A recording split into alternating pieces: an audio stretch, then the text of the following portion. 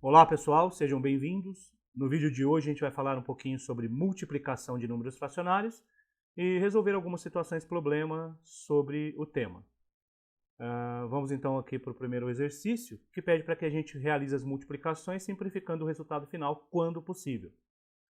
Para realizar multiplicações com números fracionários, nós devemos multiplicar os numeradores entre si e os denominadores entre si. Ou seja, na primeira multiplicação aqui indicada, 5/2 vezes 3/5 vezes 4/3, nós devemos realizar a multiplicação 5 vezes 3 vezes 4 sobre 2 vezes 5 vezes 3. Dessa forma, então, a gente tem 5 vezes 3 vezes 4, que é 60, sobre 2 vezes 5 vezes 3, que é 30. Aqui a gente pode simplificar os zeros, né? Que é dividir o numerador e o denominador por 10, obtendo então 6/3, e 6 dividido por 3 é igual a 2. Quando o denominador divide o numerador, a gente faz a divisão direta.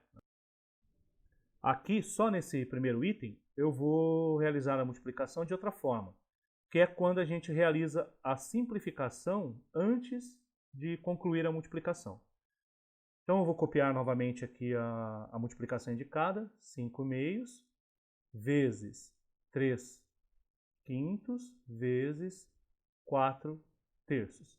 Se nós observarmos que existem números que possibilitam a simplificação antes da multiplicação, a gente pode realizar essa simplificação.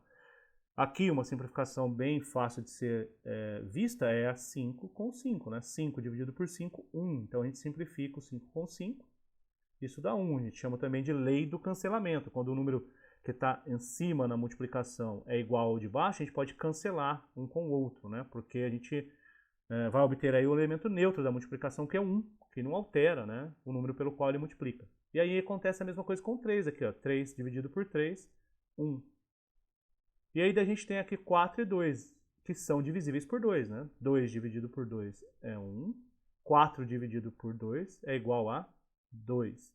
Observe então que a gente tem aqui no numerador 2 e no denominador 1 vezes 1 vezes 1, que é igual ao próprio 1. Então 2 sobre 1, que é igual a 2.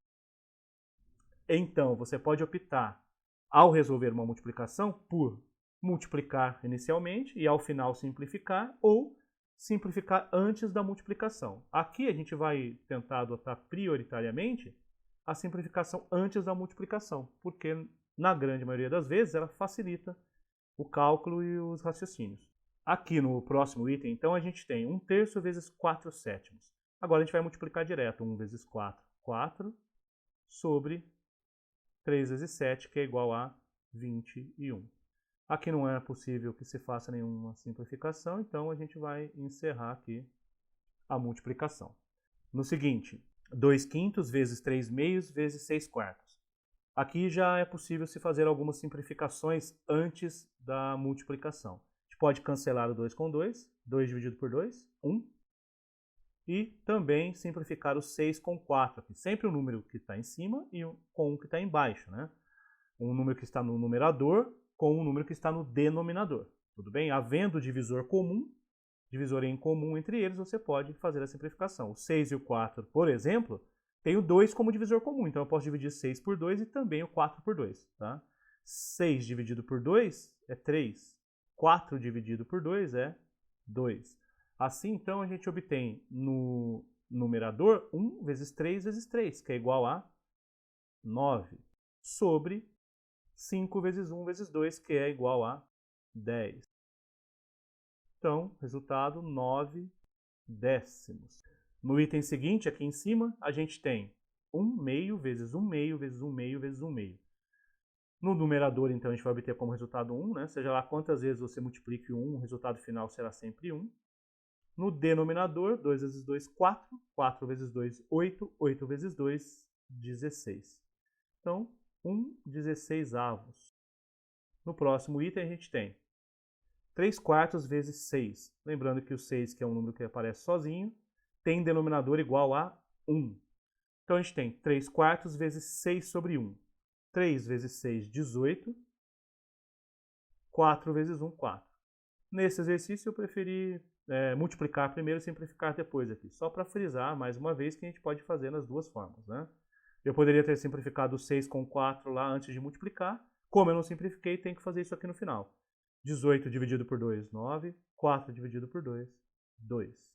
Então, 9 meios aqui como resultado. No último item aqui a gente tem 1/5 vezes 10 terços. Vamos simplificar antes aqui de multiplicar. Então, a gente tem o 10 e o 5 que tem divisor comum, que é o próprio 5. Né? Então, 10 dividido por 5, 2. 5 dividido por 5, 1. A gente tem, então, 1 vezes 2 sobre 1 vezes 3, que é igual a 2 terços.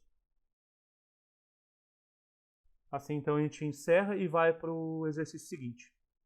Então, este exercício tem o seguinte enunciado. Em uma bomboniere, cabem 3/5 de quilograma de bombom. Até quantos quilogramas de bombons podem ser colocados em 10 bombonieres exatamente iguais a essa? O que a gente vai fazer, então, aqui é multiplicar 10, que é o total de bombonieres, pela quantidade de quilogramas que cabe em cada uma das bombonieres, que é igual a 3/5 de quilograma. A gente pode, então, aqui, antes de começar a multiplicar, simplificar o 10 com 5. Né? Os dois são divisíveis por 5, então 5 dividido por 5, 1. 10 dividido por 5, 2. A gente tem, então, 2 vezes 3 sobre 1, que é igual a 6. Dessa forma, então, a gente consegue colocar 6 kg de bombons em 10 bombonieres iguais à primeira.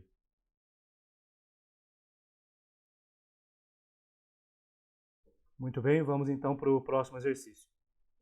Este exercício, então, diz o seguinte. Jonathan guarda metade de seu salário na poupança todo mês.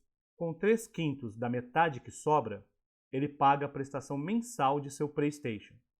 Que fração do seu salário total Jonathan usa para pagar a prestação do seu videogame?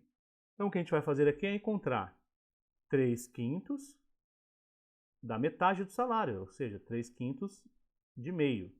Tá? Em matemática, o D significa multiplicação. Tá? Então, o D aqui a gente vai substituir pelo símbolo de multiplicação e valeu vezes. Né? Então, a gente tem que realizar aqui a operação 3/5 vezes 1 meio.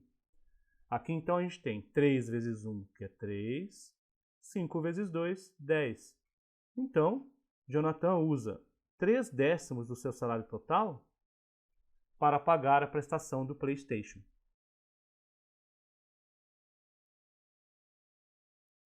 Muito bem, vamos então para o exercício seguinte.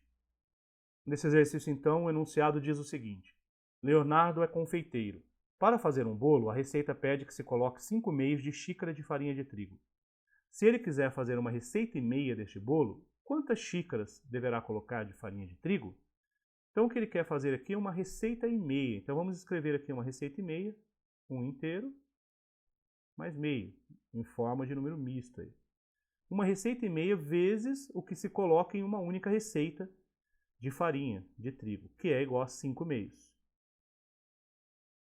Aqui, antes de mais nada, a gente vai transformar um número misto em fração imprópria.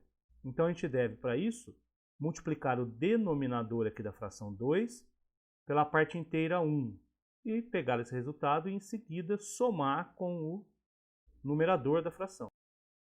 Então, a gente tem 2 vezes 1, 2, 2 mais 1, 3. E o denominador aqui continua a ser 2. Né? O todo está dividido em duas partes, ele continua dividido em duas partes. 3 metades, 3 meios agora. Vezes 5 sobre 2. Então, aqui a gente tem 3 vezes 5, que é igual a 15, sobre 2 vezes 2, que é igual a 4.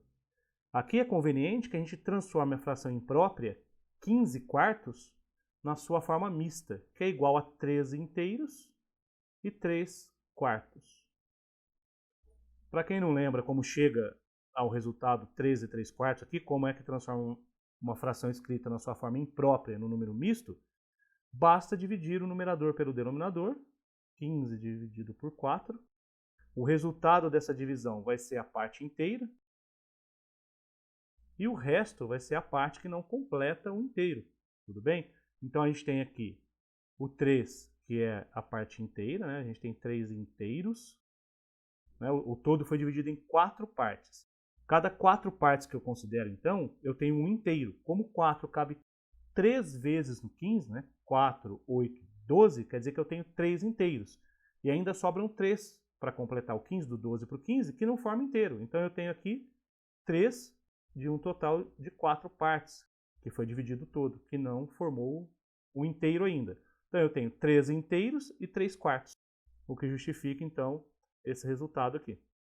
Ou seja, para fazer uma receita e meia deste bolo, deverão ser colocados 3 e 3 quartos de xícara de farinha de trigo.